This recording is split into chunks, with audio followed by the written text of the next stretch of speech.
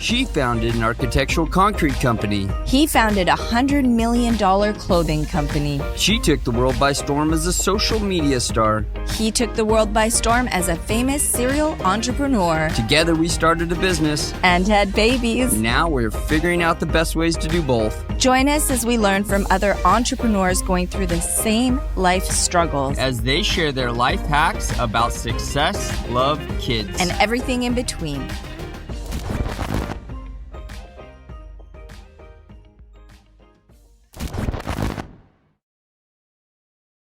Dr. Group, thank you so much for coming on the podcast today. It's awesome to have you on. I know it's the middle of your day and you have a lot going on, and we appreciate you coming on with us. Thanks for having me. I mean, this is what I do. This is what I was born to do, just helping as many people as we possibly can. And I really believe that too, because that comes off, and every time I hear you speak, that always comes through you. You're so genuine. And we had the privilege to speak a couple times about my own health challenges, which I won't get into because that's a whole nother podcast itself. And I still haven't felt totally comfortable to share, but I'm so grateful to have you on my healing journey, really, from the heart. Like right before the podcast, I put the baby down doing the Wim Hof breathing exercise that you introduced me to. And I'm like, how am I going to get the baby to sleep? And it's something that works every time. It's crazy. So I actually do it with her, and she passed out. So hopefully she stays sleeping. Amazing. She speaks about you all the time, and she's always with a big smile on her face. And she always says how much you've helped her. I think, because of the show, and I know you have a lot of advice for all of our listeners, but we also want to talk about your journey and how you became this great entrepreneur and a doctor, and you're helping so many people. But so let's go back to, how did you first want to become a doctor? What in your past that led you in that direction? Because not everybody just decides, wakes up, they want to be a doctor. That's right. What led you that way? Oh gosh. I mean, I have a crazy life. I mean, it started with, and my mom was an alcoholic. My dad was a workaholic, and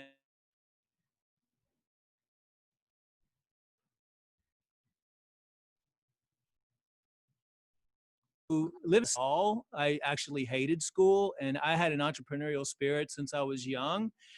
My parents, I had long hair, earrings when I was like 13 years old, and my parents were I was driving my parents crazy. So that's when we started family counseling, and I hated it.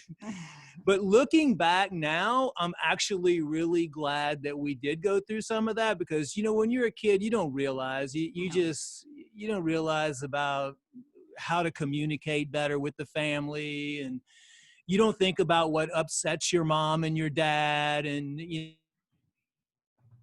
understand that a lot more. So needless to say, I wanted to be like Rambo, right? So I joined the military when I was 17 and went into infantry and excelled a lot at that, and went into some special operations task force duties.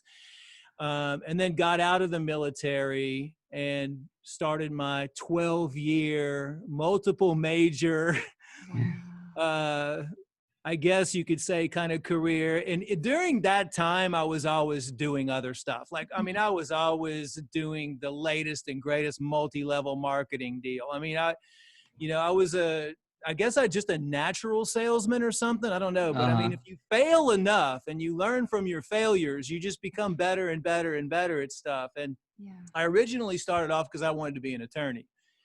I hated memorizing all those cases. After a year, I was like, this is done. And then I went into health sciences and then kinesiology. And, for years and years and years, studying all about the body and different things like that, I decided that I wanted to be a heart surgeon. Wow. The strange thing that happened, which is a great thing that happened actually, but right before I was about to take my entrance exams or my MCAT, I met a guy, and he was on a research team looking for natural therapies for cancer. That was in the mid-90s, and that was before internet. Barely internet.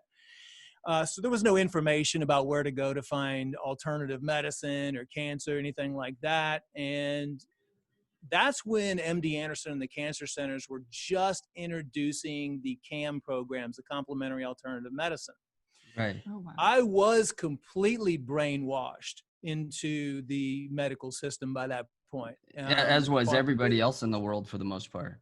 Exactly. I mean, now, talking about children and everything. I mean, that's one of my biggest issues right now is how the children are being brainwashed away from values and other stuff. But and that's another whole topic, and how they're being medicated. But I, at the time, just to back up a little bit with the family counseling and everything, thank God I was not put on ADD medications, because they didn't have them back then.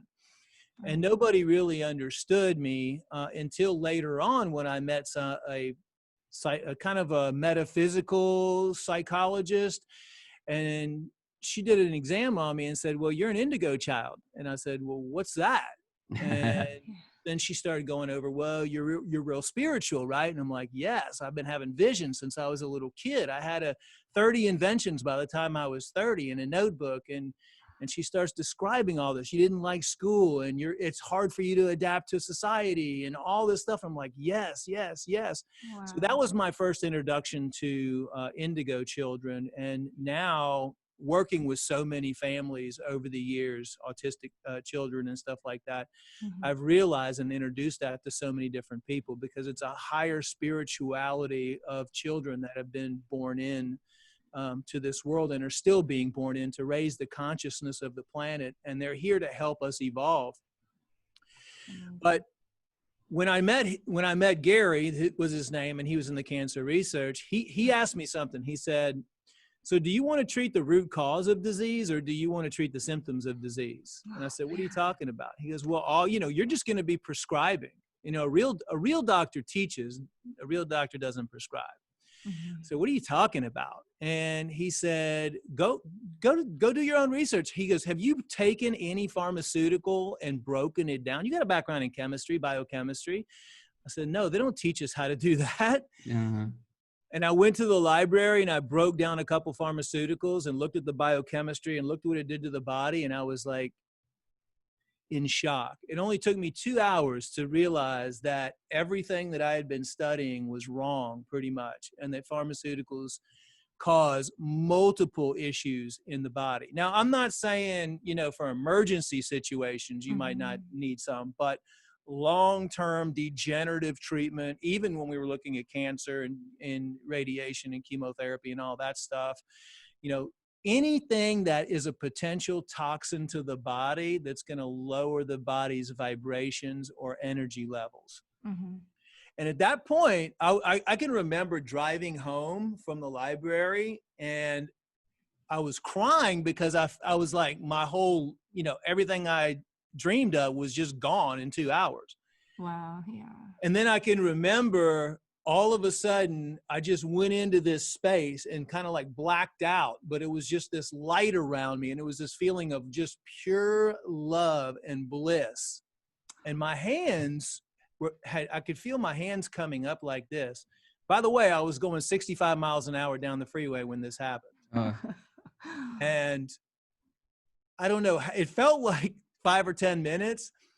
But all of a sudden, I knew, I just got this message: you can heal with your hands, and you can heal the natural way, become a natural healer. And all of a sudden, I just, boom, came back into it, and my hands were on the wheel, and I was like 10 miles down the road. I was like, that was insane. That was your miracle moment. I was like, what? And so I went back to this guy and I said, teach me everything you need. Teach me everything you know. And I ended up joining the research team. And this was, like I said, back in the mid-90s. And we were very blessed to meet some of the top doctors in the world that were doing all kinds of crazy stuff, like urine therapy and hyperthermia and ozone. And I was on the Rife research team, Royal Raymond Rife, who developed a machine that uses frequencies to attack different types of microbes and cancers. And he's very successful. And then I ended up getting to work with some of Nikolai Tesla's understudies after that. And it was just amazing. I was just having this stuff in my lap, and we studied and studied. And we were at that point in time really, really amazed because part of our research was looking at the root cause of illness, looking at the root cause of disease. And that took us down some deep, dark rabbit holes.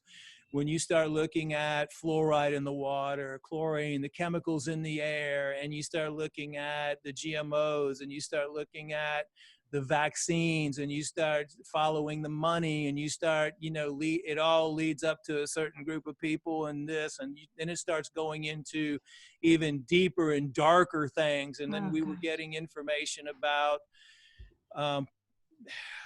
dark operations, government operations, trafficking. I mean, it was, but all of it had to do with the root cause, whether it's mental manipulation or it's purposely creating toxicity levels to form you a certain way or create some sort of disease. That's what we were looking into, and that's what we were exposing. And when we presented our research, we had like stacks of research in the 90s. Like we knew we had the root cause. We knew it identified everything. Like we knew exactly what caused every single disease known to man, not Down syndrome and genetic diseases, but every type of acquired disease. And we had protocols that would reverse all those diseases, including cancer, about 85% with cancer, because there's an emotional component. And if it's your time to go, if that's the divine plan, there's nothing you can do about that. Right. Right. So we presented it, and basically we were given gag orders. I was followed around in black cars. A lot of the doctors that we talked to ended up going missing, that were killed. It was a pretty crazy time in my life. And we were like, oh my gosh, I can't believe this. Like we have cures for every single disease out here, and they don't want them? Like, what is the deal? I can remember they getting thrown in the back of or asked nicely to get in the back of a black car. And they took me to a restaurant where a wall opened up and took me back in the back and told me that they wanted me to join their organization. And I had 24 hours to call the number. Of course I didn't. And even after that, I was so pissed because they were keeping this knowledge from the public that we opened up a cancer clinic in 1998. By the way, in the meantime, I started chiropractic college because I was like, well, I need to do something to get some sort of doctorate behind my name, even though ultimately our group was like the first alternative oncologists in the late 1998.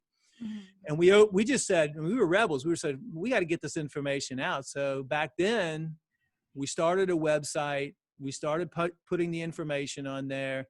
We opened up a clinic. We got really popular really fast. I mean, to the point where we were ending up treating we had a contract with the royal family in London, and cancer, they would fly in to see us. But it only lasted a couple years before we got so big so fast.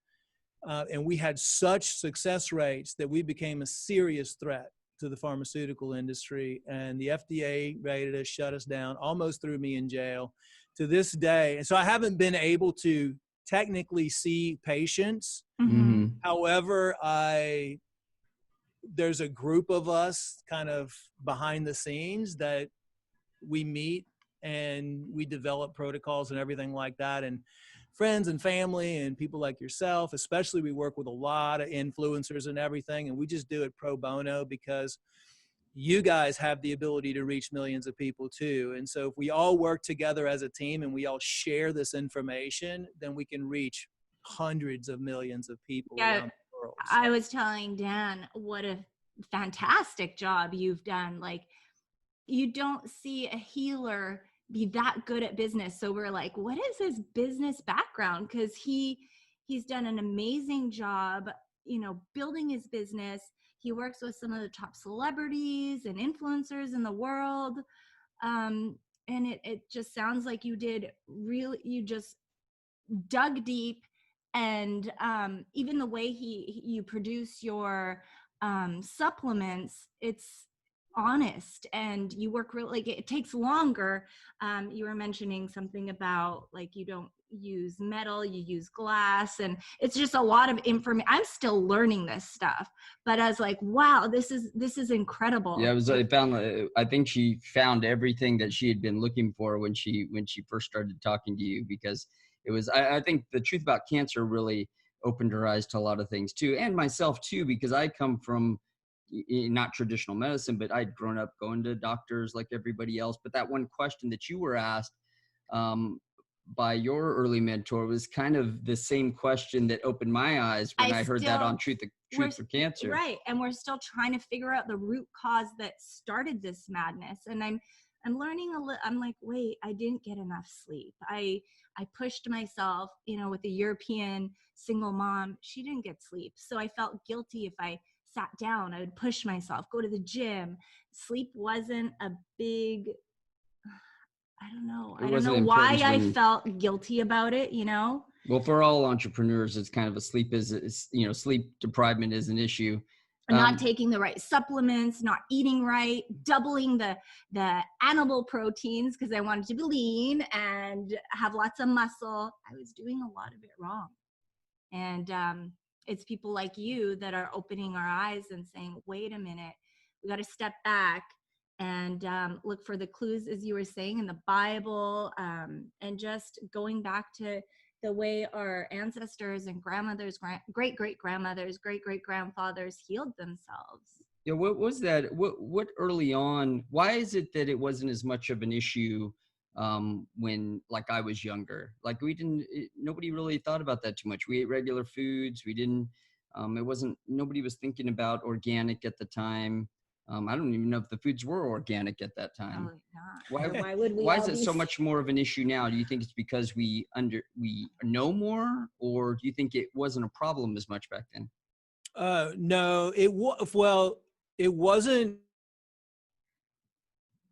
as much as an issue back then because, well, first of all, the industrial manufacturing, when they purposely tried to stop the housewife from cooking. I mean, that's a whole nother story, and try to, push her in and create plastic foods and microwaves and all that, which were actually banned in most countries because of what it does to the food. So there's a lot of different factors. If even like for us, like I'm 53 now, and wow, I actually found my vaccine certificate from the 12th grade, and I had 3 vaccines from the time I was born till the time I was in 12th grade. Wow. Right now, you have kids that have 76 vaccinations. Every single food, the sugar, I mean, take when we were growing up and times it times 10,000 or even more, and that's the issue right now. So what's happened is the air's become way more toxic. The environment in the home has become more toxic. The environment outside the home has become more toxic. The food has become more toxic. The water's become more toxic. Basically, everything has become more toxic. Like some of the things that were really, really bad when we were growing up were when they were going by spraying DEET and all the chemicals in the air and stuff like that. But it's really a combination of a lot of things. And this is that's a good lead-in question, because that's what we found. We found that every single person is different and everybody has a different toxic threshold is what we called it. So one person might be able to take in 2 million and they don't have any symptoms. Another person might be super sensitive and might only take in 50,000 chemicals and toxins on a daily basis, and they might get sick and their body might be broken down. Ultimately, if you talk about how healing actually works, all healing is nothing more than vibration. I mean, really, the body is nothing more than energy and vibration, and both Tesla and Einstein said that. So think about it, like in your environment every single day, whatever you're exposed to, whatever you're putting in your body, is it lowering your vibrations or is it raising your vibrations? So water, clean food, organic food, live food, those are all going to raise your vibrations. Dead food, cooked food, all that is going to lower your vibrations. And then you have the emotional component in there as well, like fear, anger, stress, jealousy, depression, all that stuff. That's going to lower your vibrations tremendously. And so really I'm all about simplicity, really. I try to like do everything in simplicity. And I've learned so much over the years too on how to heal the body with simplicity, from going from 20 years ago with 600 types of supplements to the last 4 or 5 years studying how the fastest and cheapest way anybody can heal any disease. And I can tell you that would be not, I don't recommend it for everybody, especially for children, but it would be water only fasting, sunlight, basically all the things God gave us that are for free. Right. I could take any cancer, any patient and go up against any other doctors, and not to brag, and I never take credit for it, because a true doctor is a teacher. And what my job is to teach you what is causing your situation and then how to reactivate your own self-healing mechanism. Right. But that's what it's really all about. Yeah. And that's what I loved about you, because you have this incredible company, but when we first spoke, you didn't even introduce that stuff to work. You were talking about breathing and stress and water, things that were free. And I was like, this guy is a good guy. I feel it. Like, and at that point I was sharing with you how I was afraid to, you asked what vitamins I'm on, and I'm having a hard time taking in supplements and stuff at the moment. And, now I'm getting braver and trying new things. But at that time, I just started with the breathing and meditation and all those simple things. And I noticed a huge change. And I'm like, why didn't anybody tell me this stuff before? Like, who is Wim Hof? And this I'm so grateful for someone that just taps into the simple things that are free. But well, let me ask you, is, with entrepreneurs, and especially with COVID and everything that's going on, people having to stay home, our stresses are greater, right. our family life is harder. Right now. We got people are dealing with anxiety and stress and especially depression too. There's people I hear, suicides are up. Gosh, yeah. What's something that those people and entrepreneurs, we're dealing with we have a lot of stress and a lot of people are losing their things that we're dealing with right now. Yeah.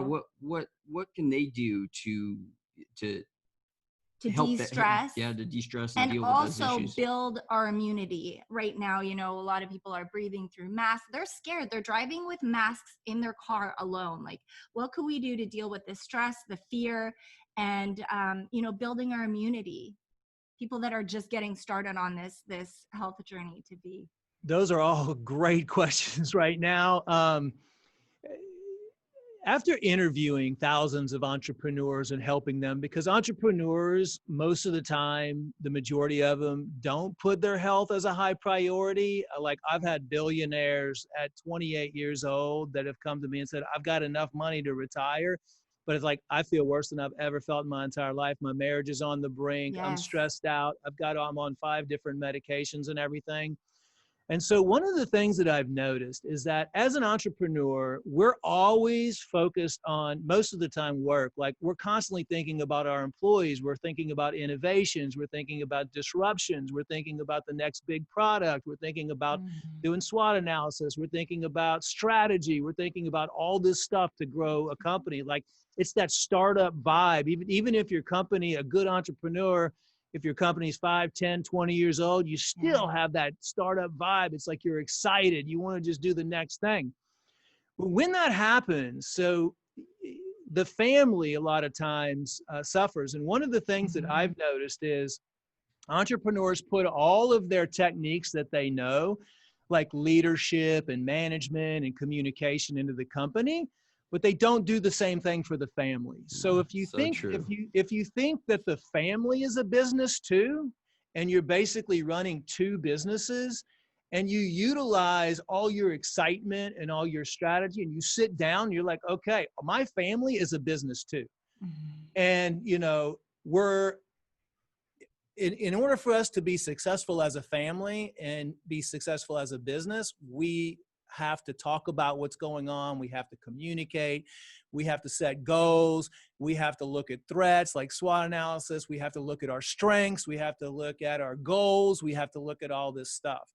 One of the best ways that I've found, I've tried multiple different things, but this is something that I've done that works really, really good for our family, is, it sounds simple, but it's basically winning the evenings and then also winning the mornings. And in order to, when I say winning the mornings, it's doing something together as a family in the morning. And so I think it's very important for not only your employees, but also your family to do personal development, because a happy person outside of work is going to give that much more performance at work. And you're going to be personally That's a lot awesome. happier. What's an example of what your family does in the morning? So we do every morning. First of all, we make sure that we get a good night's sleep. And that is like one of the most important things that I see is not happening with entrepreneurial families. For sure. Kids are staying up way too late. Parents are staying up watching TV, watching negative stuff or the news or anything like that. So we have a hard rule, no food after 7:30, because you don't want a lot of food sitting in. It's going to disrupt your sleep. And then no electronics in the bedrooms. Make sure you put plants in your bedrooms where you sleep. Make sure it's completely dark in there. And make sure that you don't watch any TV or anything negative an hour before you go to bed. And just doing those things alone. Of course, you want to make sure, though, that you're sleeping on an organic mattress, organic pillow, all that, because all these memory foam mattresses and everything that outgas all these VOCs, you don't want to be breathing in a bunch of chemicals. So two of the areas when we used to go in houses and help people out that we would detoxify, let's say, are the bedroom and the kitchen. Those are the two main rooms that you need to detoxify in your home to live healthy.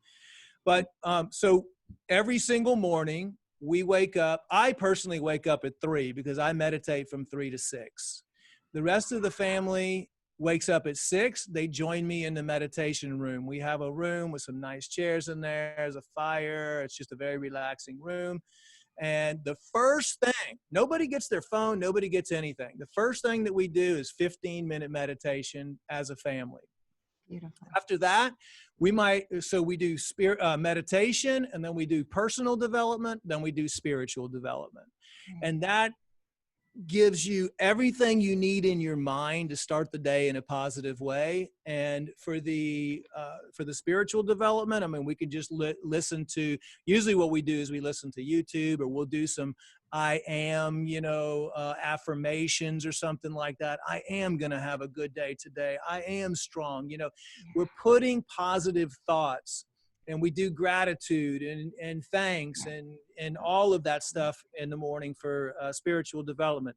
Then about 20 minutes of personal development. And this could be anything from listening to Simon Sinek, or it could be Jim Rohn, who I love, Anthony Robbins, anybody that's going to help you with a skill of development, personal development, something you're going to learn, either something on leadership, something on how to be a better person, how to understand gratitude.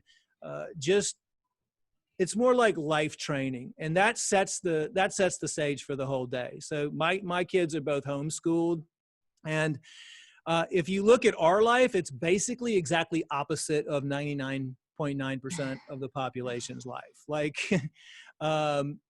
as an entrepreneurial family, I've always, brought the kids to the office, and they've learned coding, and they've learned all kinds of other stuff. And it's hard, though, because most entrepreneurs, we have a tendency to be flying business class everywhere, sometimes private jets, staying in the 5-star hotels everywhere we go. So it's hard for our kids not to be spoiled or entitled. But what I've found works really, really good for that is the spiritual and the personal development. The other thing that I would, if I had to pick like a few things to relieve the stress, like you said, and especially addressing what's going on right now, mindfulness, living in the present moment.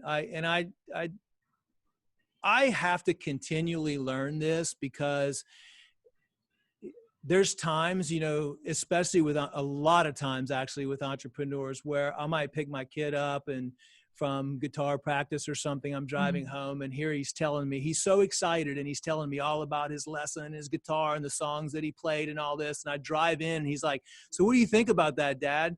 And I'm like, "Oh my gosh, I didn't hear a word he said." Yeah. We were just I think we talking can about all that identify yesterday. with that. Like, I mean, and so it's one of the, it's really sad, but it's like every entrepreneur and successful person I know has ADD. Like, I don't think it's a bad thing, right? Because our minds just work a million miles an hour. So the hardest thing for entrepreneurs is to be able to be mindful of the present moment. And that means we're just stop thinking of everything else that you're thinking of and just focus on that person and listen to what they're saying and be attentive. And for children, that they just want to be heard, really. I mean, that's kind of one of the greatest secrets with kids is just they want you to slow down. They love watching you, and kids will soak in everything you do. They will watch everything you do. They listen to everything that you do. They watch what you eat. Like, absolutely. I delivered both of my kids myself in the bedroom. I didn't even want them going to a hospital. I did an ozone bath. It was the most peaceful experience. They've never had a Coke in their entire life. I mean, I know some people call me crazy, but you know what? Sugar is a poison for kids, and so is gluten, and so is a lot of the toxic food and excitotoxins and food dyes and all that stuff. And kids are just being bombarded with all this stuff. And it's, and that creates, because kids' bodies are very sensitive to all these things, and they get leaky gut, and that leaks through, and your intestines are completely 100% associated with your neurological system. And, a lot of people blame kids for being angry or throwing temper tantrums or saying the wrong things, when really it's what you're feeding them, or it's the environment that they're in, or it's some other issue that can be addressed. Right. That's kind of going around what your original. No, right. But us as parents have to take responsibility for that. Because I remember learning a lot of this with Daniel when I was pregnant with my first. I promised myself to not eat any junk. Obviously, I didn't know about the too much meat. That we're still meat eaters, but I didn't have any junk. Like, I didn't have any. Sometimes I like to have ice cream. I didn't have any junk because I wanted to train his taste buds. Like, as he's never had a Coke, he's never had a soda. He doesn't really know what candy is. So we had some organic gummy bears here and there, but that's as far as you. Well, I was a huge meat eater too, and I actually became a vegetarian over time just because I was having stomach issues. I mean, I grew up in Louisiana, and so we were just like constantly, eating meat and everything else. But right now, considering what we're going through with the entrepreneurial parents that are stuck at home, that are quarantined, that don't necessarily have good relations. I mean, families, like you said, their suicide rates are up, families are breaking up. They're not used to being together as a family. And that just shows you how separated that most families actually are. And it's really sad, but it's almost sometimes when I look at some of the reasons why, if you look at some of the things that have been marketed to people, the propaganda that's out there, it was almost designed to kind of separate families to a certain degree. And we really need to get back to those family values. Right now, what I'm telling people to do is, this is the time, because of stress and fear and anxiety, this is the time to take advantage of being with your family and thinking about what you can do to improve. And I actually am a big fan of a coach, like a family coach, not a counselor, because you don't need to say, oh yeah, I need family therapy or anything like that. But right, we can all use coaching. And I'm a fan of neuro-linguistic programming. And we have a coach, a family coach that we talk to maybe once every month, once every couple of months. And it's more like, it's really effective for the kids, really, because the kids sometimes, especially when they get up to 10, 11, 12, 13, you know, my kids are 13 and 11, so both boys, and I've noticed a huge difference once they, you know, hit 11. Those hormones start kicking in, the negotiation skills, the little things they do to try to weasel around what you're trying to say, or you know, hacking into your phones and stuff. And I mean, I'm like, what? But it's the information that you give your kids and you let your kids watch these days that determine who they are. And it's really sad that, and that's why we kind of it's sad that we kind of had to separate ourselves, because we have a whole nother belief system than the majority of people that were, when my kids were in school, and their friends that they're hanging around with and all that, you know, because just straight up, like, we're truth seekers, right? I mean, and only a certain percentage of the population are truth seekers, and the other percent of the population believe everything they hear on the news, which is all propaganda anyway. If you know, from, I don't know if you've seen Out of Shadows, but it's Project Mockingbird and all the propaganda to you know, desensitize us and everything else, and all the things they do in school. And so we wanted, you know, we kind of felt isolated. Plus my kids were vegetarians, and they made them sit at a whole nother table. And I mean, it was just, it was getting to the point where, you know, what we're doing is actually 10 to 15 years ahead of its time. I mean, but it's actually simple, right? It's like, okay, I'd like to eat clean food. I like to drink clean water. I mean, but we're labeled as, you know, like quacks and all this stuff for talking about that we don't like prescription medications. My kids have never been to the doctor, but I understand that when a fever, we learned this with our cancer research, because we were using hyperthermia, injecting needles into cancer tumors and heating them up to 106, 107 degrees. And the cancer tumor, the cells would die. So that led us into more research into looking into fevers. And what have we been taught? We've been taught that as soon as we have a fever, or as soon as our kid has a fever, we have to reduce the fever. Oh my gosh, we argued about this, because I'm like, no. He's like, Tylenol. Well, I'm like, no, breast milk. Never know. That's how I grew up. You know, that's how I'd never known anything different. And when I started, she made me read a few articles and watch a few things on YouTube. And I started to realize that, yes, I mean, it just made sense. When you actually read the material that was out there, it made sense that what the fever was doing for the body. I was so protective. We fought. I remember that and I fight. lost. Well, that's my whole point of being a truth seeker, and not just looking at the first layer, but doing your own research and going deeper and deeper and deeper. I can remember one incident where one of my sons had a fever and it kept going up, and it was 102, and this was my challenging part. And then it went to 103, and then it went to 104, and he was sweating. And at that point I was like, you know, that started coming back into me, all the things that I was taught, you know, reduce the fever. And I told my wife, I said, just go put some ice in the bathtub and put some cold water in there if we need to. If it gets to 106 or something or above that, we're going to go ahead and just cool them off, just to be on the safe side. And the strangest thing happened, because at that point I was taking his temperature like every 5 seconds, right? When his temperature got to 106, the next time I swiped that thing across his head, the temperature reader, it was 104. So basically what happened was his temperature went to 106, and then it only stayed there for like 2 seconds, and then it dropped back down to 104. And then I did it again, and it was 106.4. And then I did it again, and it went back down to 104.3. And it did that like 4 or 5 times. And then all of a sudden, within 10 minutes, it dropped all the way down to 98.6. And it was miraculous. Like, he got up and he was a brand new kid again.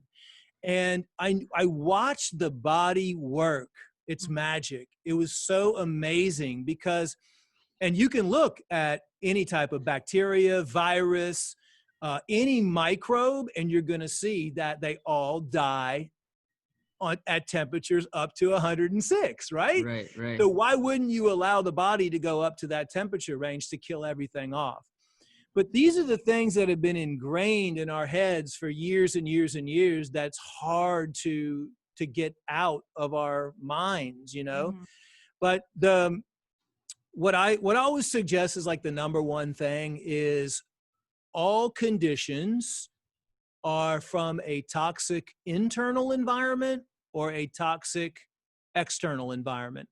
And so anytime you want to change anything in your family, in your life, in your relationship, in your and just for success or to better everything, like, we should all be trying to improve 1% every single day with our kids and with our spouse and with our friends and our family. I mean, you really can break it down into your work, your personal life, your social life, and your spiritual life. Mm-hmm. Right. And, you know, but as entrepreneurs, I mean, and talking to a lot of entrepreneurs, there's no such thing really as a complete balance of all those at all times. Right. Yeah. You're either going to be working 20 hours a day on your business for 2 or 3 months, putting a deal together, and then you might take a break and work with your be with your family Mm-hmm. for a while. But as long as you're cleaning up your environment and you're preventing all the things that are going to cause the stresses and cause the disruptions, Mm-hmm. then you're making progress. And right now, my top things are, with everybody being quarantined, is work on cleaning up your home. You know, work on cooking together as a family. Work on, you have a beautiful opportunity to better a lot of things. You would be absolutely amazed, or most people would be amazed, if what can happen just by transforming their home into a clean and green environment, and making sure you're drinking pure, clean water, and making sure that you're breathing pure, clean air, and doing the meditation and mindfulness. And I'll tell you another thing that really helps too, is talking about mindfulness, is when you're eating. Well, this helped me. This is going to be good. It's so cooking simple, is actually so therapeutic, and cooking as a family is so therapeutic, and it really can be a stress relief. Think about this. Most people eat in a sympathetic state, and that's a fight or flight response. A parasympathetic is when you're calm and you can digest your food easily. You're not under a lot of stress. You're not under a lot of anxiety. Sympathetic is what we're pretty much, the whole world is in right now. Fear, anxiety, stress, anger, mood swings, everything else like that. When you eat in that kind of a state, which means you eat while you're looking at your computer screen, or you eat while you have your phone in your hand, or you have the TV on in the background or whatever, your digestion comes to a stop. And this is really big for kids. Like, it's super important for kids to eat in a parasympathetic state, because if they don't, the proteins turn putrefactic, the fats turn rancid, and the carbohydrates ferment inside their system. And then they can have all kinds of additional, situations happen. So, putting on some nice music, maybe some candles, doing 9 deep breaths, everybody's sitting around at the table, blessing their food, putting good energy in their food. This is another thing I talk about when I talk about how to raise your vibrations, your healing vibrations, is when you do a Wim Hof or when you do 9 deep breaths, your vibrations automatically rise. And when you do that, when you go into that parasympathetic state, you can put your energy into your food. And that actually is being mindful. And being mindful, it's called mindful eating. Mm-hmm. Mindful eating means you're not thinking of anything else but your family and your food, and the gratefulness of being in that moment at that particular time. Everything else in your mind is gone. Your awareness is in the present moment. For example, you have an apple, let's say. You hold that apple and you look at that apple, and you actually notice the different colors of red on it. You notice maybe the golden stripes in there. You notice the weight of the apple. You may close your eyes and picture the tree that the apple was growing on, maybe the flower and the bees coming over there to pollinate it, and then it growing from a small apple to a big apple, and then the apple being picked and traveling all the way to the supermarket, and then you go get the apple, and now that whole life is now in your hands. And as you're doing that, you're putting energy and love into that apple. That apple is becoming something that is going to provide you with like a sunburst of energy when you eat it. And then you're thanking the apple. And then you take the bite of the apple and you're noticing, you're chewing it very slowly, and you're noticing the flavors and the more flavors, and you're not chewing 2 bites and swallowing it like people do, but you're chewing it until it's a liquid, and then you swallow it down. And if you do that, you can literally feel the energy and the light and the vibrations going down into your stomach. That's mindful eating. Like it's a whole nother paradigm of how we live our life and how we eat right now. Yeah. And you'll notice amazing things, and you'll notice amazing things happen with your children too. And when you teach your children how to be mindful, I'm the worst. I'm an inhaler. We used to inhale our food. If that means anything. With my chronic ulcers, and I didn't think about it because I was like, I'm not really, like, I'm doing a pretty good job with my stress and stuff, but when it comes to eating, I think started it's time fearing my food. Like, is this going to hurt me? Is this going to give me, like, I started fearing my food, and I didn't really notice that that's what I was doing. So when I heard you talk about this, I was like, I implemented it right away. I tried it, and kids are so good at it. Like I was telling Dan the other day, like that's what kids, we almost have to put ourselves in like a childhood state where we rediscover everything. Like they're the ones that say, wow, it's such a beautiful day. And you're like, wow, like it's, why are we taking this stuff for granted? And we don't even think about, it's like, when's the last time we said that? He's saying it more than we do. Yeah. So rediscovering the way that you described eating that apple, that's what I've been doing. And I feel like that's helped me. Like, is there something wrong with inhaling your food? Is that a bad? Yeah, there's a lot wrong with inhaling your food. And trust me, I mean, it happens to all of us. But the deal is, if you can try to live by the 80-20 rule, that's great. I try to live by the 90-10 rule. And that means just trying your best, at everything 80% of the time, and leaving that 20% or leaving that 10% for the times that you don't have time for it, or you're going to have to eat out over here. Right. I mean, considering, like, we looked at the general population a couple years ago, and as far as all of those factors, how they eat, their stress levels, their, happiness at work and all that. And this, believe it or not, most people live by the 10-90 rule. Like 90% of the stuff they're doing wrong, only 10% they're doing right. So, I mean, we at least have the advantage of doing that, but you're going to have times where you just don't, you're busy, you're thinking, you're trying to do the best that you can, but that's okay, because as long as you're doing 80% right, your body's threshold that we talked about from the toxins and the chemicals and the damage from stress and all that, as long as you're doing most of the time, you're doing good, and you're meditating, and you're paying attention to yourself, because a lot of times we as entrepreneurs don't pay a lot of attention to ourselves as much. I think now more and more, which is good, with the routines, making sure you go to the gym, making sure you drink enough water, all that stuff. But I would say that the energy that I keep coming back to energy because I've been studying it so much. Your energy resonates from your body, and it can resonate, 10, 15, 20 feet. So even a strange technique that I used to use when my kids were upset and crying and just having temper tantrums and all that, was I was experimenting with that. I would literally take them, and I would go into a room, and I would sit down in a chair, and I would sit them down, or I would even hold them.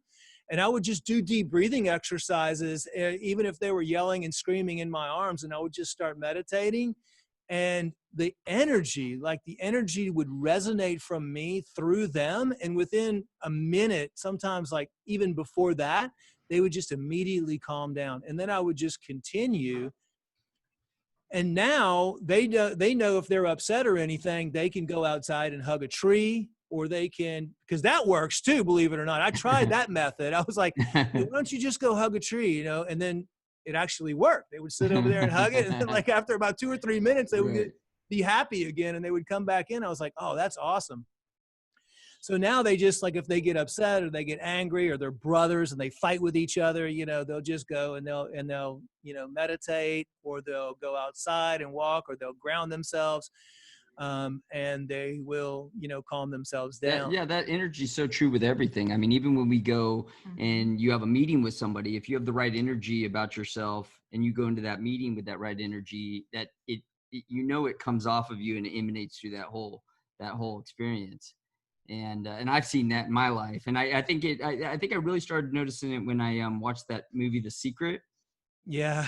And I kind of, you know, as much, you know, it's you know, some of the stuff's hard to take in The Secret, but and I don't maybe totally agree with everything, but I do agree that that mindfulness of putting yourself in the right place, and that it comes off of you, and that those experiences and people that you deal with throughout the day can steer your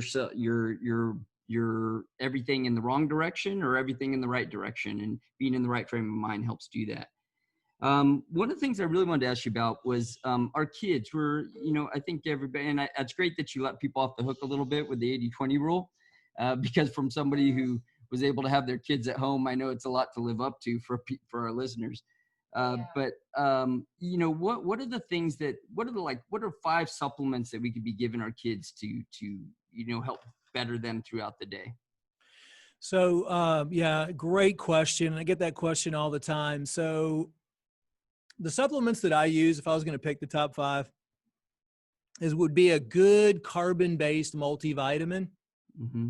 I don't think kids should be taking handfuls of vitamins, and definitely not really taking the gummies, because the gummies, most of them have just sugar. You're not barely getting any vitamins out of there. Absolutely. And then they're just going to end up with all kinds of teeth problems and gum issues and stuff like that. I personally use the product Intramax. It's not a product that I produce. It's made by, I know the guy that does it. Mm-hmm. He's awesome. To me, I haven't found a better supplement out there than that.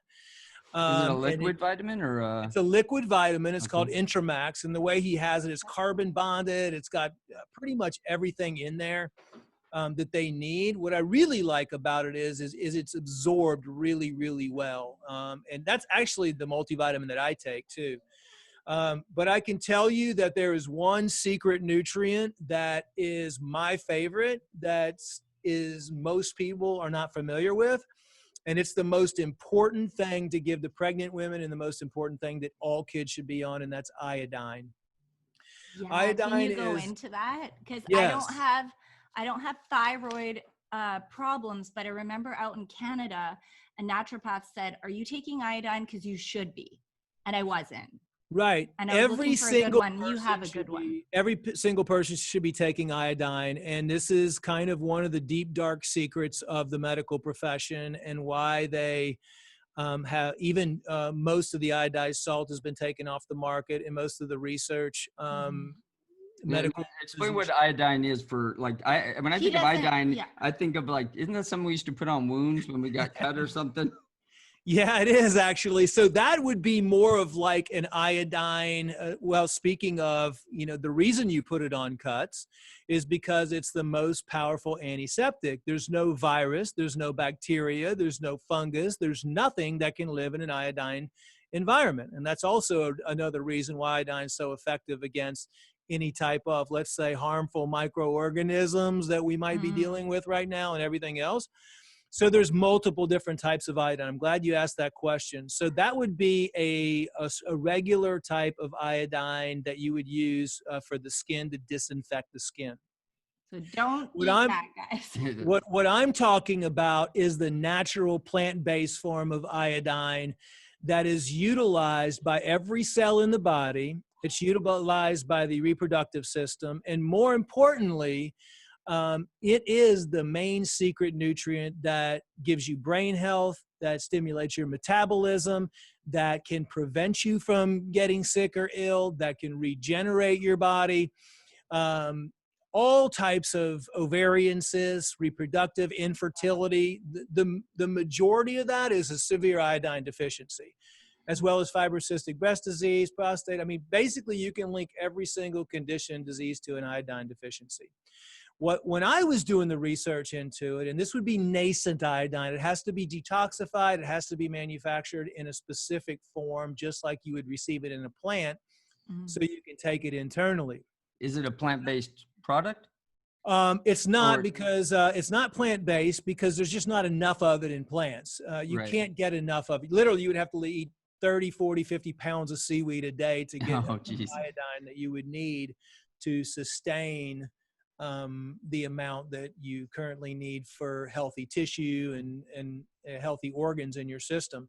What really brought me is all my spiritual research. I've always been like, I want to be able to challenge myself, and reading all different types of spiritual books from all over the world and from India, and researching all different types of spirituality and ways to transcend. And there's that's something that I've always wanted to do, is be able to leave my body and go up to the different planes and see what's up there, and try to find out the truth behind the kingdom of heaven is within and all that. But it was weird how that led me down a weird path, because that's the third eye, and that's your pineal gland. Your pineal gland is we're hearing a lot about that third eye in the middle, like right where your ears are. If you draw a line, and then directly behind, in the middle of your eyes, you have a small gland called the pineal gland. And in the monks, they actually, during the autopsies, they dissect that, and there's a small crystal inside of it. I actually have a crystal right here from a pineal gland. And so we actually have a crystal, and that's how our communication, right, with God, is through that. So what happened was, let's just say individuals knew that a long time ago, and figured out a way to calcify our pineal gland so we would lose our connection, our spiritual connection.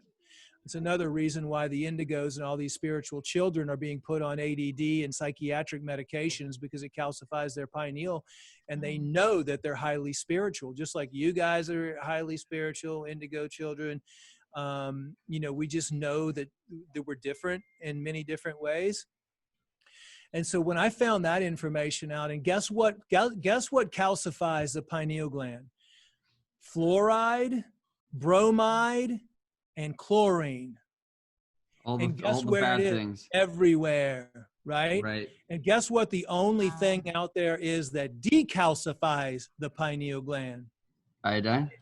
Wow. Because it's a halogen. It's in the halogen field. And so that, I'm not going to get into conspiracy theories, but let's just say that was done on purpose. And my big thing now is awakening, teaching people how to awaken themselves, awaken the masses. And you can do that through detoxification, through fasting, through cleansing, and through taking iodine. So iodine, if you look at the number 1 or 2 causes of mental retardation, or why kids aren't that smart, factoring out all the other chemicals and toxins, iodine is the number 1 reason for that.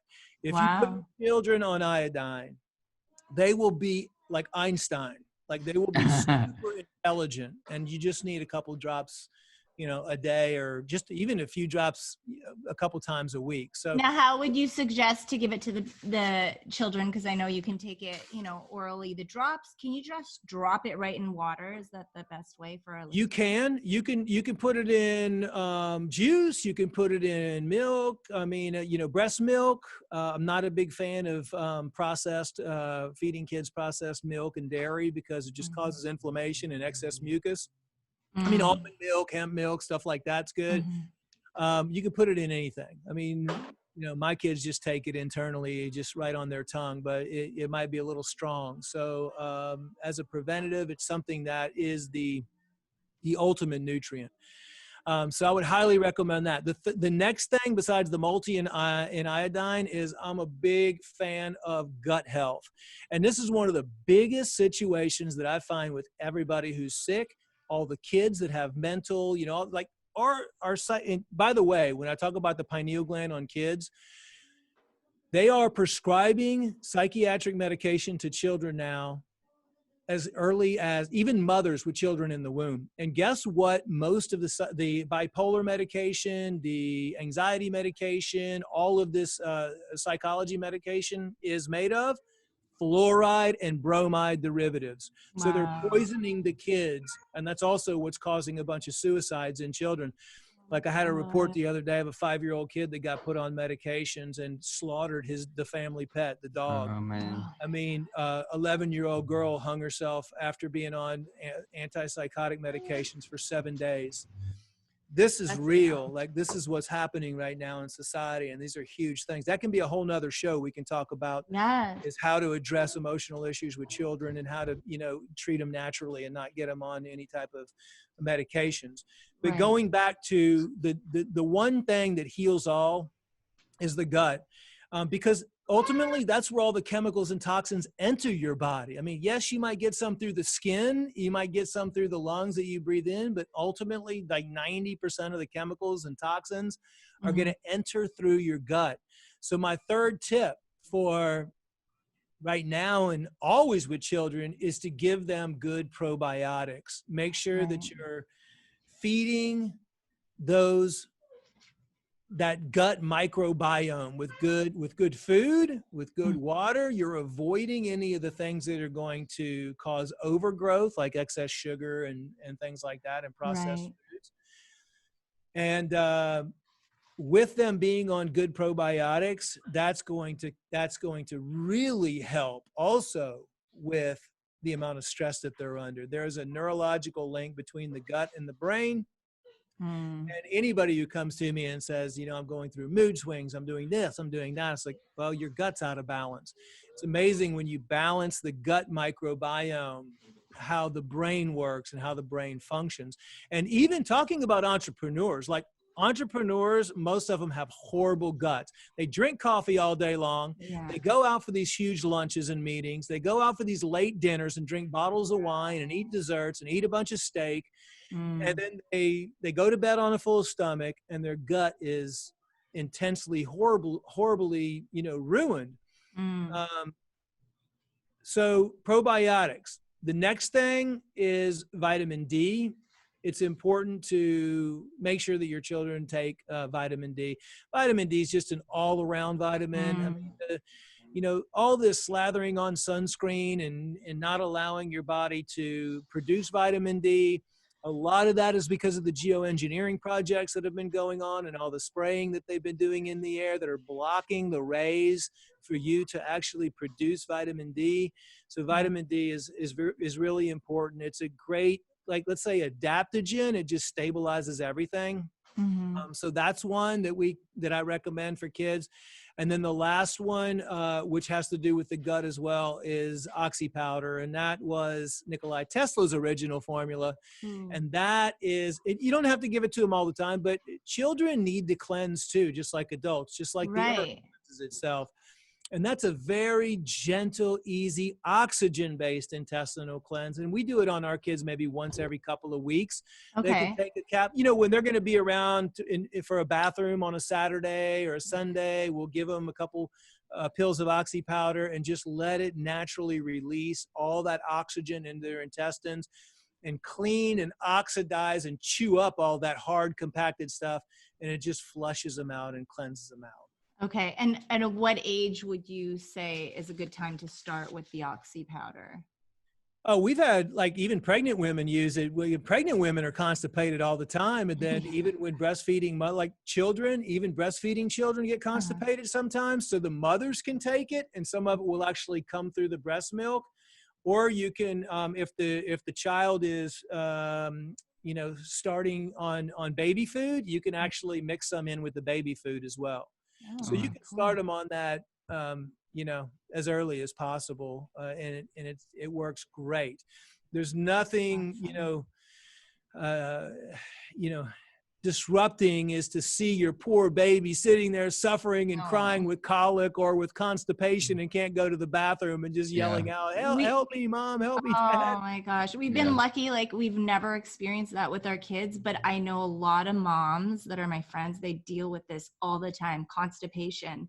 And and that's good to know because they're reaching out to supplements and pharmaceuticals, which I just don't see that being the solution. Yeah, X-Lax is not the answer. What's some of the things? We're all spending so much time in our houses now. We're obviously surrounded by all these electronics. What are some of the things we can all do at home? Just real quick, because he was going over the vitamins.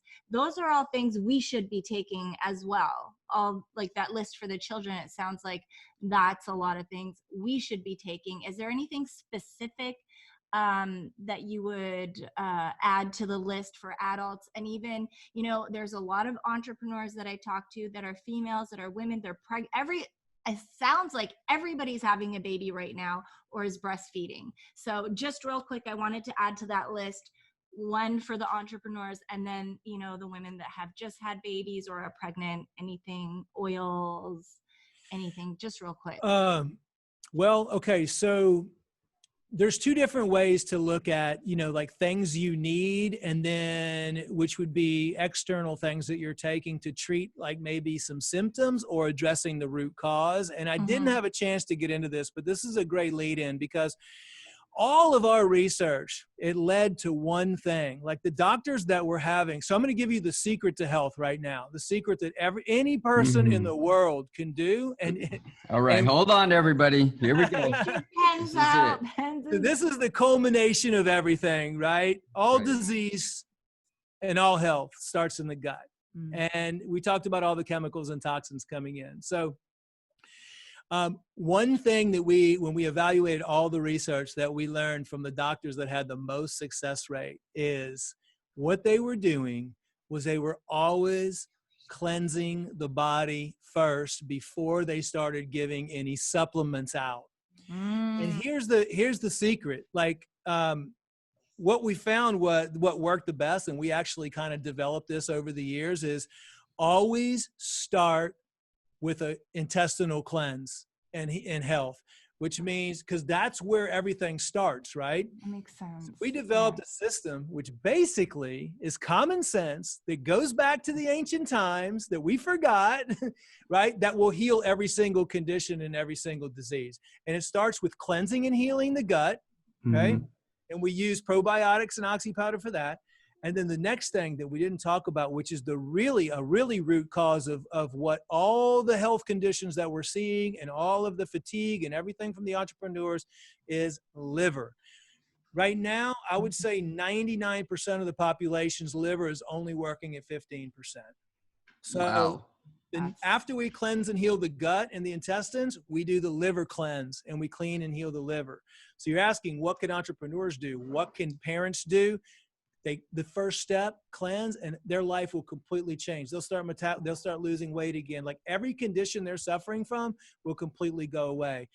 What we found, though, is that one liver cleanse in most people doesn't only heals 15% of the liver. So you need your liver working at 80% or above to be in perfect health.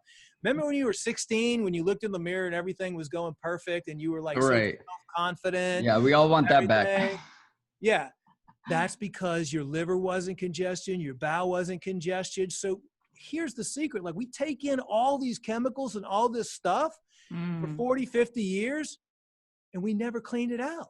Like, can you imagine what your kitchen would look like, what your house would look like if you never cleaned it in 40 years? Yeah. So we found this out kind of just by doing over 400,000 liver cleanses and cleansing on people in the last 20 years. We do the intestinal and gut health program, then we do the liver cleansing, and then the next thing we found was that everybody has so many toxic organisms in their body. They're full of fungus, they're full of mold, they're full of bacteria, they're full of viruses, they're full of mycoplasms. Every single condition we tested, we found all kinds of parasites in people, whether it was cancer, whether it was diabetes, whether it was low energy, it didn't matter. So the third step was we got to clean all of those harmful organisms out of the body, because people are consuming things that creates an acid environment in their body, and organisms thrive in an acid type environment. Right. So we had to get all that out, because the harmful organisms, they secrete isopropyl alcohol, formaldehyde, like H. pylori, all of these chemicals, these hardcore acids and chemicals in your body. And you could be juicing. Like we have people that were like doing 21-day juice fasts and all that, but they never cleaned the parasites and the harmful organisms out of their body. And they were feeding on the juice too and secreting all those toxins back into the system. So intestinal, liver, and gallbladder, getting all the harmful organisms out of the body. And the last step was cleaning all the chemicals and heavy metals out of the body. And what we found was probably like we would put, no matter if you came to us for whatever health condition you had, always, before we started, we would put you through an intestinal cleanse and gut health program, liver cleanse, clean all the parasites and harmful organisms out of your body, and then clean all the chemicals and heavy metals out of your body. A deep cleanse. Now you can do that with water only fasting too, but it's going to be a lot more difficult. So all we're doing is giving your body, we're just taking all the stuff out of your body that you've accumulated for so many years, and we're just reactivating the body's self-healing mechanism. See, that's the mistake that all the naturopathic doctors and all these doctors, these natural doctors are making. They never take 2 steps back before they go 2 steps forward. They never clean you out. And that, if you understand the root cause of all health problems is nothing more than toxic buildup inside your system, it's common sense that the first thing you do is get rid of all that. Right. And so that's why we developed all these cleansing programs. And what we noticed was all their conditions would magically go away after they were done with the chemical and heavy metal cleansing. So if I could recommend, especially to the entrepreneurs, get all the junk out of your system. You know, implement these programs. Like we work with companies where we come in and change the environment, put organic food in the, for there. They do meditation techniques in the morning. We change the lighting from fluorescent to full spectrum. We do put air purification systems in there. They go through cleansing programs. I mean, unbelievable. That's so smart. Increase the productivity by 25, 35, 45, 50% just by implementing some of these things into a business. But it's the same thing at home. Like now is a perfect time for families to be cleansing. I mean, there's no better time because now you have the time to do an intestinal cleanse, a liver cleanse, and all that stuff. And then when you do that, then you're going to feel 16 again because health equals self-confidence, and self-confidence equals success. And that's the ultimate, right? As an entrepreneur, you want to be a successful mother. You want to be a successful father. You want to be a successful company owner. You want to be a successful teacher. You want to be a successful everything. So in order for you to be that successful mentor, that successful teacher, that successful entrepreneur, you have to lead by example. And then you have to teach and you have to give people the tools and the methods that you learned also so they can be successful. So ultimately, your question, what would I recommend? Yes, it's always good to take some basic supplements, but honestly, after looking at every single thing, there's nothing more effective to bring the body back into balance than to do those cleanses. And then avoid the chemicals and toxins coming back into your body. Looking at all the things in your kitchen, looking at all the things in your bathroom, looking at all those toxic stuff that you might have in your system. I mean, in your environment, your external environment, and cleaning that up too.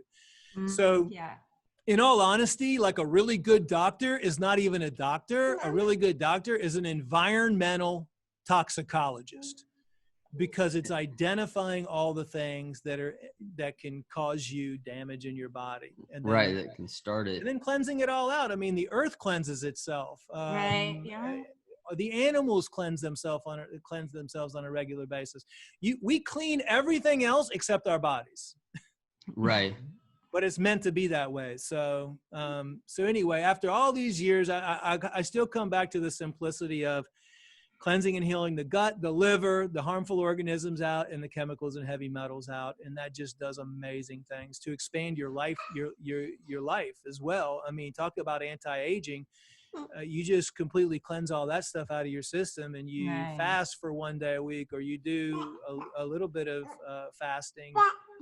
That really extends your life. I know you talk a lot about a water cleanse. That's really interesting to me. You have a book actually coming out about the cleanse. What are there other types of cleanses out there that you recommend? We just covered that. There are a lot of different cleanses out there. I mean, like any type of cleanse is good, really. In reality, if you're doing anything, it just, of course, make sure it's good quality. It's organic. It's non-GMO. It's going to help you. Juice fasting is a way to cleanse. Right. The grape fast is a great cleanse. Yes, I have a book right now coming out. It's called The Power of Fasting. And I talk about what is fasting, the history of fasting, why it was used. We didn't have medicine way back when. All they talk about 40 days of fasting. Every religious book or culture talks about the benefits of fasting and how it completely heals your body, because when you shut down your digestive tract, your body goes into what's called autophagy on a water-only fast, and it starts regenerating your body. USC, believe it or not, came out with a study a year ago. They did a 72-hour water fast on people, and what they found was shocking. It regenerated your immune system and produced white blood cells and immune stem cells in 72 hours, right? So that should mean that if any of us ever get sick, we just fast on water for 72 hours, right? And we regenerate our immune system and produce immune stem cells. Wow, I think I'm really going to try that. I'm sorry for misquoting your book also. Yeah, it was on fasting, not on cleansing. But yeah, I mean, that's so, the more I hear you talk about this water cleanse, I hear, and people, how far can you actually take a water cleanse? I would not recommend. So here's the thing. You can get the same results as, let's say, if you were to do an 18-day water-only fast, which means nothing. That's what I did. I have a mini documentary on YouTube of me going through all 18 days, talking about it, all that stuff. Right. The studies show that an 18-day water-only fast will reverse your age in half. So that means if you're 40 years old and you do an 18-day water-only fast, all your organs and everything in your body will, at the end of the 18 days, will now be 20 years old. You will reduce your age. Well, sign me up for that.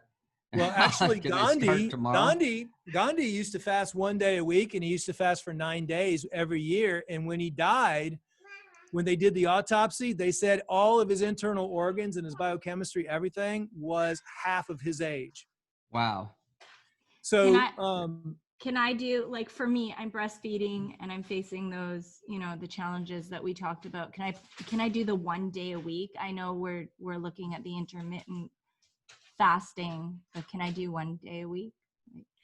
For you, breastfeeding, I would not recommend it. What I was going to say is, doing the other types of cleanses that are a lot easier, because when you do a water only fast, especially a long-term one, you can't work, and you need to be because you don't want to utilize your energy, and you don't want to be stressed. You don't want to be dealing with situations. It's more like you take that time off and you focus on yourself, and you do lots of meditation, and you're focusing on regenerating your body. When I did my 18-day water fast, the hurricane hit Houston. I was stuck in it. Like everything that could have gone wrong went wrong. Like it was intense. And I was working out for the first 7 days, which I would not definitely recommend anybody do. However, you made a good point about intermittent fasting. One of my big recommendations on how you can slow down the aging is just skip one meal every single day. And that's really important, because the studies show that we eat way too much. Like we eat 10 times the amount of food that our body actually needs to survive. Because we're not eating enough live food either, enough energetic food. So we just have to keep eating and eating and eating, and eating's become a social thing. Yeah, that was really intense for me. Like I realized I have a whole new appreciation for food. Like you take food away from you for 18 days. I realized like how much of your life actually revolves around food. Yeah. Right. Yeah. Crazy. crazy. It's hard to be around anybody at that point too, I'm sure. I bet you had a difficult time. I mean, everybody's eating constantly, so it's either breakfast, lunch, or dinner, and you're trying not to even look at food, I'm guessing, at that moment. What were you doing? Were you sitting down at the table with the family at that time, or how did you handle that? Yeah, it was tough. I mean, I put my family through some crazy things. I bet she won't even let me do it. She told me. I said yesterday. I said, I'm thinking about doing this. I saw the water fasting. I said, I think about doing this water fast, and she said, you'll never do a water fast while you're with me. He's just so cranky even when he starts to juice, and I'm like, dude, no, I can't put up with that temper. No, I mean, I tell you what, you'll be fine if I'll send you everything you need to do an intestinal cleanse, to do a liver cleanse, do a parasite cleanse, and then do a chemical and heavy metal cleanse. Let's and you start do that. with And Oxy the beautiful thing about that is you don't have to take time off of work. Okay. That's why I designed it. That's beautiful. That's what we need. Because I mean, honestly, the business leaders and the entrepreneurs, it's gotten better over the years because there's more health. But really, it's the leaders like us that are out there and the influencers out there that people are begging for how they can live a better life and how they can be more mindful and how they can take better care of their kids and how they can, live a healthy lifestyle. I mean, this is a perfect time to be getting this information out there. Mm-hmm. Now, we had a question about EMFs. The EMFs. As entrepreneurs, we have all these devices and we're pretty good about not putting the kids on any devices or anything like that. But still, some people, they have their kids at home, and let's go into that a little bit. EMFs and radiation, and spend a lot of time looking at, especially with my kids, like I wouldn't even let them go through, I've never been through a body scanner at the airport, and I never will. Yeah. I never would let my kids go through a body scanner at the airport. I started screaming about EMFs. Wait, isn't it illegal in some countries, the body scanning? Like it's not even legal in certain countries. Like it's unfortunate. I think you're right on that. I haven't been to a country, I don't think, that didn't have one, but you might be right on that. And that's a good country that we might all be moving to pretty soon. But when cell phones came out, and even before that with radios, we started studying when Masaru Emoto did his research on water, the messages of water. And I'm a big fan of water and structured water, and because that's all we are, is we're water. We're living, and water is a living entity. When he did his research, and he said one of the most damaging things that he saw was when he put a vial of water in front of a TV. And he said, when your water is exposed to electromagnetic frequencies, it never forms back into a crystal if it's continually exposed to electromagnetic frequencies. Wow. And people living in high rises that aren't grounded to the ground, that are sleeping on the second floor of a house, they're going to have electromagnetic frequencies. I had a cancer patient. He was a 19-year-old kid that had testicular cancer, and we couldn't figure out, I'm talking about geopathical electromagnetic or frequencies as well from the earth. Oh, okay. Yeah. So all this is under the umbrella of, let's just say, negative or disruptive frequencies to our natural positive frequencies. They disrupt and they create an imbalance within our system.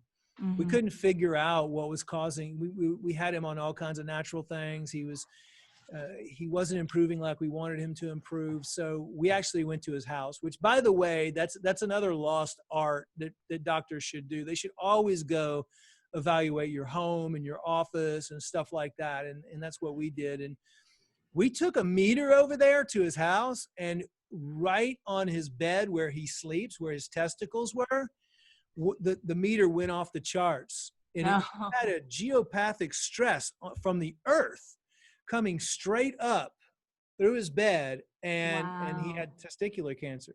Oh my God. When we changed and moved all that stuff around, then he started to get better, and he started to get better, and he started to get better. So they're real. Like, our bodies are an energetic body. Our bodies are electromagnetic. We are very sensitive to them.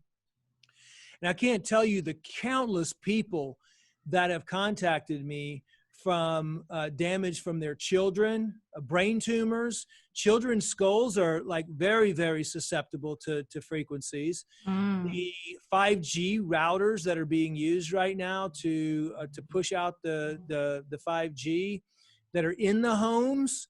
Most people have routers in their homes from, some people have from Comcast, and they don't even know that they don't read the fine print, but the internet companies can actually switch your home router into a 5G signal transporting system. And then you have TVs, digital clocks, you have hair dryers. I mean, you have many different things that can create harmful electromagnetic frequencies. The ones that we're worried about the most right now are iPads and phones and stuff that kids are around. And so what we do is we have the chips on them. I'll be happy to share those and give you a PDF on how to completely clean your house. Yes. Neutralize all the EMFs. I have a whole little short ebook on that with the products we use. You can give out to all of your followers. Oh, that'd be great. That'd be awesome. And that starts with, getting them out of the bedrooms, and they have special blankets that they can put on. Because I mean, let's just face it, we're in a digital age. Yeah. Kids are going to be taking courses online. They're not. They're going to be. There's a certain. I also believe that you just can't live in a bubble, and you can't take everything away from your kids. Like that was one of the issues that we dealt with. Was like all of my kids' friends play freaking video games all day long, especially during this thing. And it's just like, see, Daniel doesn't know that yet, but he will. So that's a great thing for you to talk about. And it's just like, it's hard for them to be in a social environment, like, going to birthday parties where all it is just nothing but refined sugar, artificial, colors, like everything poison. I mean, basically everything is poison. The kids are doing this, they're doing that, and it's just a nightmare. So, we were like, we felt bad because it was like, we can't, what do we do? So then we started bringing our own organic gluten-free cupcakes to the parties. And then we started bringing, sending our kids with their own lunch. And then they started getting teased about it. It's like, oh, Edward's bringing his own, gluten-free, organic, vegan. And then psychologically, they start thinking, that we're weird, we're the weird family and all that. And so that's why we continually reinforce by, the shows that they watch, getting them involved and educating kids about health. That's missing from our society, is educating kids. Talking about entrepreneurism, like we should be teaching all that, kids should be learning that. Yes. Not how to work for somebody. Like the Rockefellers are the ones that instituted the learning system because they wanted workers. They wanted people to work, and they wanted them to be trained on specific things. What we should be training we should be training kids on, that's why I'm such a big fan of homeschooling, is, at an early age, how to deal with your emotions, how to listen to your body. Yes. How to communicate effectively with somebody. Absolutely. How to calm yourself down. Yeah. How to, really gel and treat people the right way. How to be grateful. How, leadership. These are all the personal development things that we do. The leadership, all of these things. And now we've seen, even though they complain about it, we got to do PD again, personal development. After about 3 or 4 years, it all started to sink in, and then they start coming up with memes like, a good life is a life that, revolves around your attitude, or, I love it. That's great. They listen, sink, eventually it sinks into them. So it's really, even though they complain about it, it's really important to teach them the things that are going to make them successful in their relationships, successful in their life, successful in their own personal life, and things that are going to make them successful in their spiritual life. And that's coming back to that point to where they really, you are the ones that they model after on a daily basis, even though they say, I hate you, Dad, or whatever. Oh gosh, and then they yell at you and all that. It's those are those things. Like sometimes we just want to be And we do, actually. I mean, I'm not saying I'm perfect, you know, it's like, it's a constant learning experience for us on a daily thing too, dealing with situations. Absolutely. One of my sons, my younger sons, just had a tantrum and started saying like some nasty things to my wife. And I was just like, oh my gosh. And then she was calm, and it's just like, okay, how do we handle this? And the best thing is to try to get everybody out of that heightened emotional state as fast as you can. Right. You know, because nobody can accomplish anything when everybody's upset, mad, screaming, yelling. You just have to say, okay, stop. Everybody needs to calm down. We need to talk about this. Go outside for a walk. Go hug a tree. Let's go in and meditate for a little while. Let's do some deep breathing. Actually, what we've been using Wim Hof, and it works amazing. Okay, let's all do some Wim Hof, and then we'll talk about this. Yeah. That brings you down. Absolutely. You know? I find that with Daniel, the deep breathing. Deep breathing. We've done that with Daniel. It really, really helps. I like to, I had a friend that said that they used to make their kids, their two boys, they had boys about your age, about the same age difference. And they used to make them hug when they would fight. And that was how they, like, oh, okay, you're in trouble. Instead of, you know, getting a spanking or going in the corner, they just had to go hug each other. And they just sat there hugging each other until they were, you know, for like 5 minutes or something, until they were over it.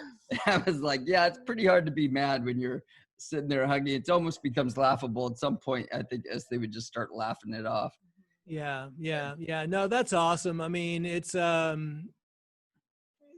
hugging and just, you know, giving them their space. And you know sometimes what I'll do too is I'll have them write something for me, like it's really good for their writing skills. And I'll just say, you know what, I noticed that you were really angry this morning, and you know, maybe you had a hard time controlling your temper.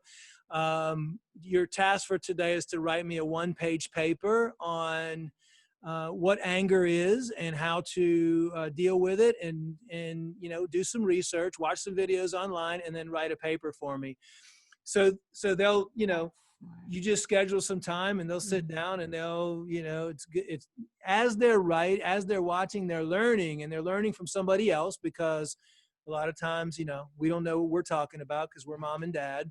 And so he'll write a whole report on, you know, how to 10 methods to relieve my anger or something. And just the time from watching and then actually writing it down, it's good for writing class. That's great. It's always good. And one other thing I left out that I think is really important is during that personal development time, which is usually 30 minutes in the morning, we all journal. We have a journal with us. And so, you know, let's say a 20 or 30 minute Jim Rohn YouTube video, you know, certain things will stick out and you'll be like, yeah, I can work on that, or I can work on that. And, you know, all you needed to do is we just say you need to just write, you know, 5 or 10 things down in your journal from this morning. And if you didn't get anything out of there, just write anything down in your journal, maybe how you're feeling or whatever. That's so great. You know, you can go back and look through that journal and you can see, and it's kind of like you know, it's something you can learn from, and you can, and it's just a piece of history. I also feel like family traditions are really, really, really important. I come from, like, my dad was a workaholic. So the things I remember in my life was like the first day my dad let me mow the yard with the lawnmower. You know, kids don't remember every single day of your life. They remember like special moments, like, or on Sundays where I got to watch the football game with my dad, you know. Thanksgiving was always a big family holiday for us, you know. So Christmas was always like, you know, really special. We would get together with the family. I mean, we would just love that. So what we try to do is create, you know, really strong family bonding over holidays. So like fall, we start putting our decorations out as a family. And then Halloween, we all get together and put our decorations out. And then Easter, when we travel, we always get a Christmas ornament from wherever we are. And now it's like the kids can't wait, and they go pick out the Christmas ornament from here. And then every Christmas we're all going through, and I still have my ornaments from like 1968 and stuff like that. they're all falling apart, but it's like memories, and we tell stories about when we were growing up, and my aunt gave me this, and all that. So those are the things that your kids are going to remember, and those are the things that are going to set goals and into their heart, so they'll be good parents, and they'll be good, wives, and they'll understand the importance of family values and holidays and traditions like that. You can have all kinds of traditions. Like we have the Turkey Bowl challenge every year, right? Because kids love fantasy football. I like football, and so every year during Thanksgiving, there's a bunch of football games on. So we do the whole family does a Turkey Bowl challenge. Yeah, and I think Dallas plays, don't they? Dallas plays every Thanksgiving, don't they? Yeah. So we put all the kids do it now. They're all excited about it. And they put all the teams, and everybody in the family picks who they think's going to win. And then at the end, there's, after that whole week of games during the Thanksgiving holidays, there's a winner, and they get a trophy. Oh, You got one on hand there. Mine right here. From the Turkey Bowl Challenge Championship from 2018. But I mean, these are just memories. I mean, those are great. My mom was so good at that. Like and those are just like, that's a bonding time. Those really, really good memories. So, that's another thing that I found that works really, really good. And then, your kids will want, when they get married and have kids, they'll remember that, and they'll want to get those traditions, and they'll want to come, back to the family.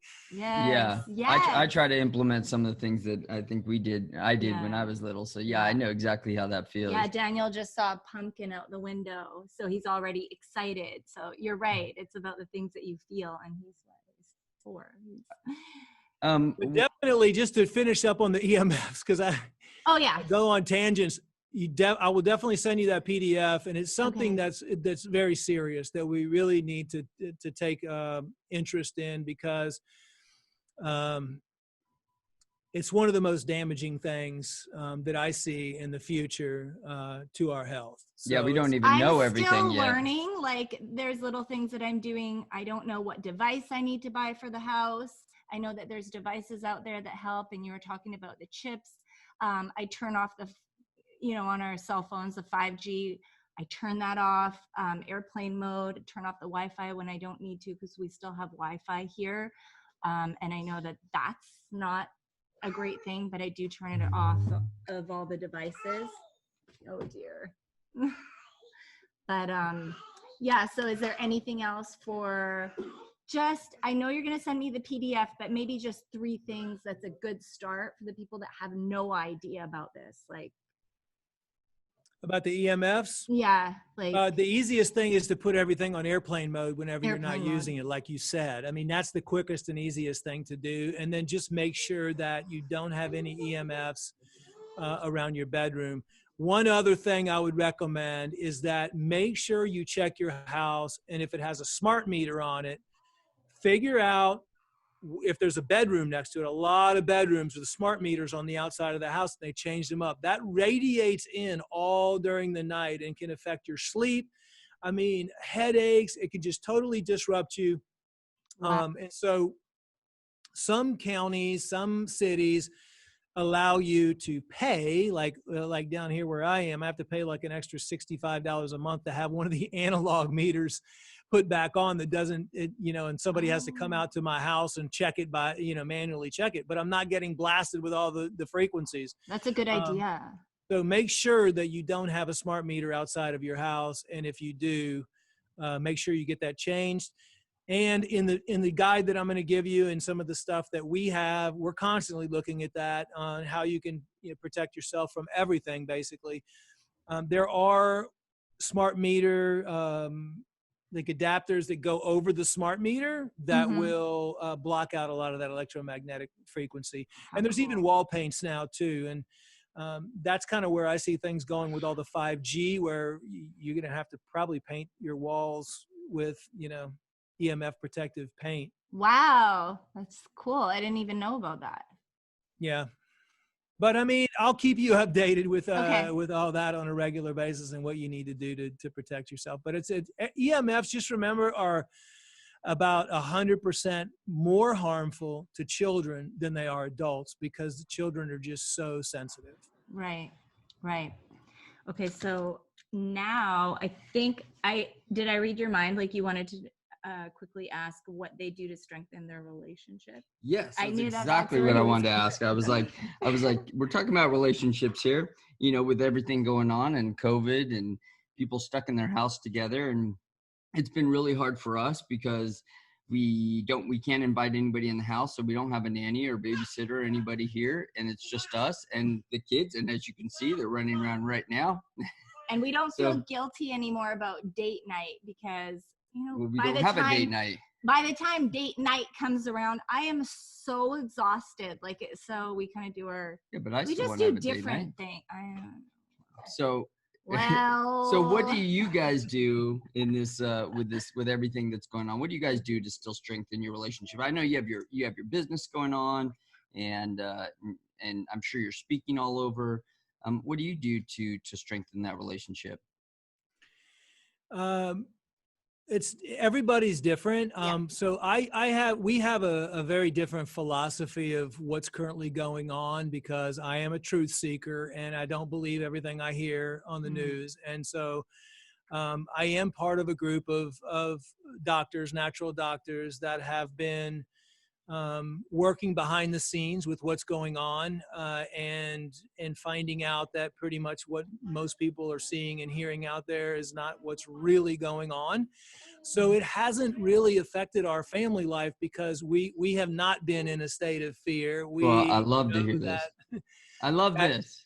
This is you're speaking my language right now. This is what I'm battling with every day here. So, I mean, as far as I'm concerned, the reason that this whole thing has happened has been more geared towards political and financial strategized techniques to create fear in the population and to try to wreck the economy and to try to create a lot of havoc and violence. And we identified that very early on in this process. I mean, let's get real here. I mean, I'm not going to put a chain link fence around my house to keep mosquitoes out. Masks do not work. It's been proven. The American College of, Physicians and Surgeons. I mean, this is a mass censorship issue. We've been submitting protocols. We've been submitting natural remedies to boost your immune system. We've been heavily censored. All of our information, the group of doctors that I'm involved with that have been had millions of views. You probably know most of them. We've been out there trying to hold town halls. We've been doing all kinds of stuff to try to educate people. For the most part, I think there's a huge part of the population that gets it, but just doesn't want to really talk about it because of the political tension and stuff like that. Right. But and that revolves back to your original question. Like, this has not affected our relationship because we knew the truth from the beginning. Plus, we're our own doctors. We know how to treat everything. I mean, there's nothing that we haven't taught people how to completely eliminate. So it hasn't affected us as much as it's affected a lot of other people. So we still have our help. And this is I'm glad you brought that up, because this is what I always recommend to entrepreneurs. I talk to some people, either presidents of companies, they might not be the owner of companies, and they're just like, they're saving their money, they're investing their money. And I'm always like, the best investment you can make is to get your wife help. Hire her some help. Even if it's just coming in and washing clothes, doing the dishes, doing all the stuff that she doesn't have to do, so she can spend time with the kids, and she can be happy when you get home from work. Absolutely. Because, I have definitely learned, happy wife, happy life. I mean, the deal is, like, ultimately, we're not happy unless our wives are happy. 100%. And so what I'm recommending, especially for the guys that I'm talking to, because guys are the ones that really are entrepreneur guys are having a really hard time. They're not, let's just say, we're not really trained to be around, crying children and all that. I mean, it's very hard because our minds are focused on work, and we're dealing with so many issues all day long. And, employees' problems and this and that. And, you know, when we want to get home, we just want to like be with the wife and be with the kids and have happy times and play and all that. Yeah. And this has kind of completely turned everything upside down for most families. And that's why my biggest advice for families right now is to get into a routine of winning the evenings and the mornings. If I was to give one, and it might not be that easy to do, but it will completely transform your life during any time of disrupt, because you're making that commitment to get rid of all those electronics, and you're taking yourself out of this environment, this stressful environment. You're taking yourself out of that, and you're spending time playing board games, or you're playing cards as a family, or you're just talking as a family, or you're doing projects, or you're cooking as a family. So from 7:30 on, there's no one kid's over here playing on the iPad, the other kid's over here watching a show on TV, mom's, you know, doing a bunch of stuff on her computer, dad's over here on business calls till, you know, 9:30 at night. Shut it down. Shut it down at 7:30. I mean, and even at 7:30, then you can eat, you know, do something together, or, you know, take yourself out and do some mindfulness or do some deep breathing exercises.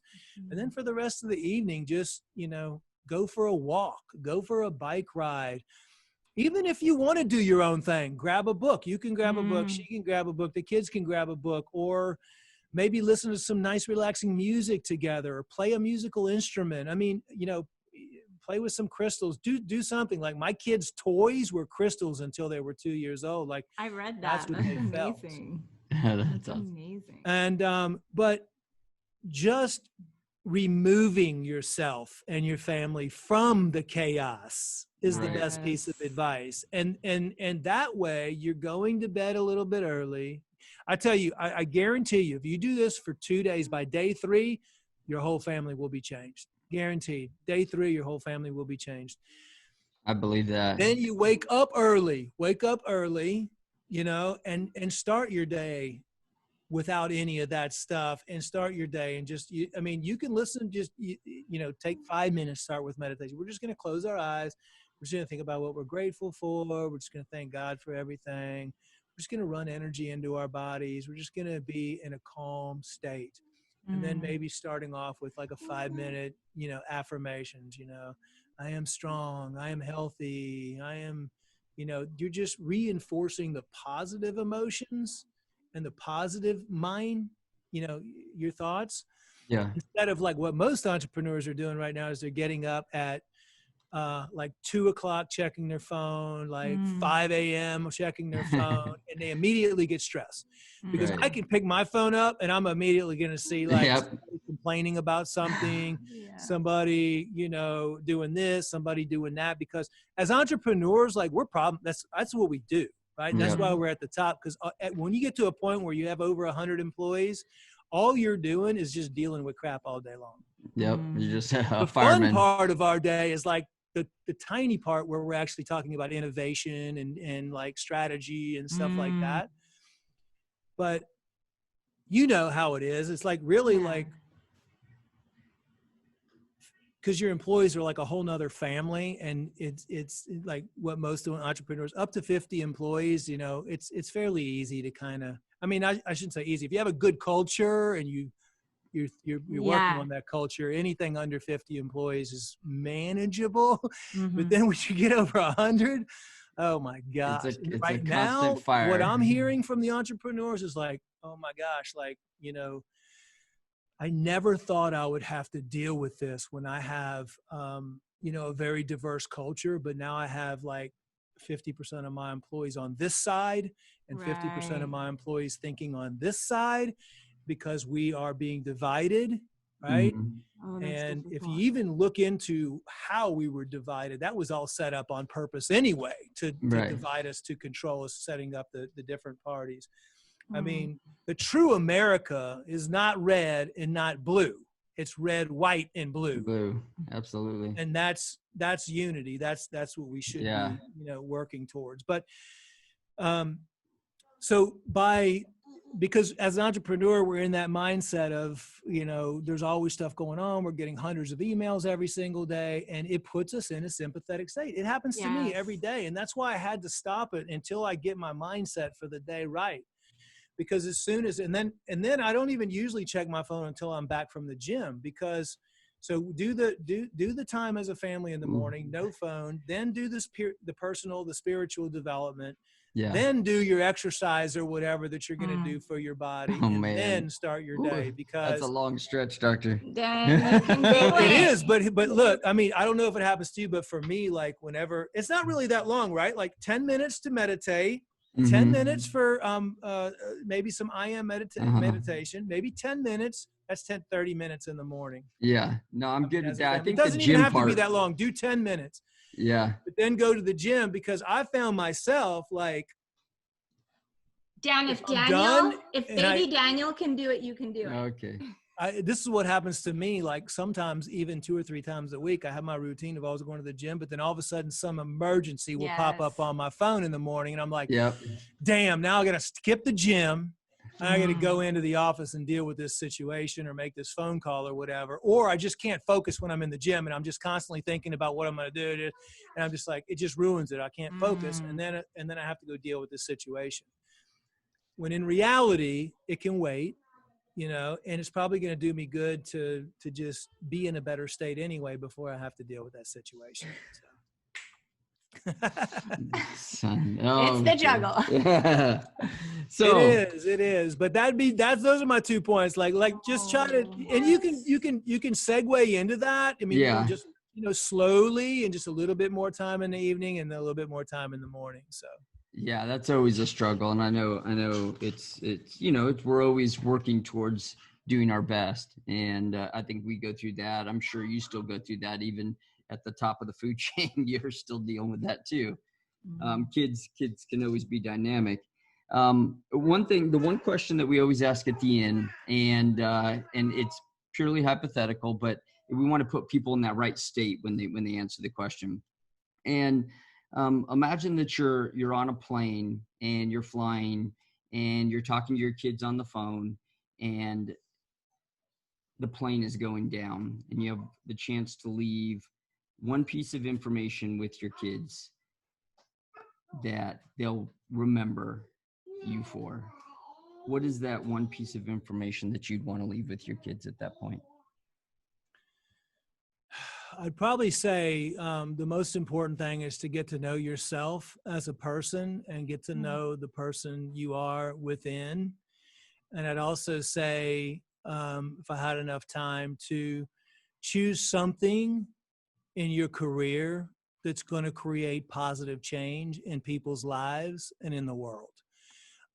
Just because, and of course, I was like, I love you, Yeah. All the good stuff. But I mean, if I was going to give one piece of advice, it's like, I see so many entrepreneurs and so many employees that hate their job and they don't feel satisfied. And I'm really big into talking and learning from ex-CEOs, like people in their 80s that ran companies. Yeah. And there's so much you can learn from the older senior generation. So much. Yes. And they all say, I wish I would have done something that I can look back on and say that I made a difference in the world, or it made a positive impact on millions of people's lives.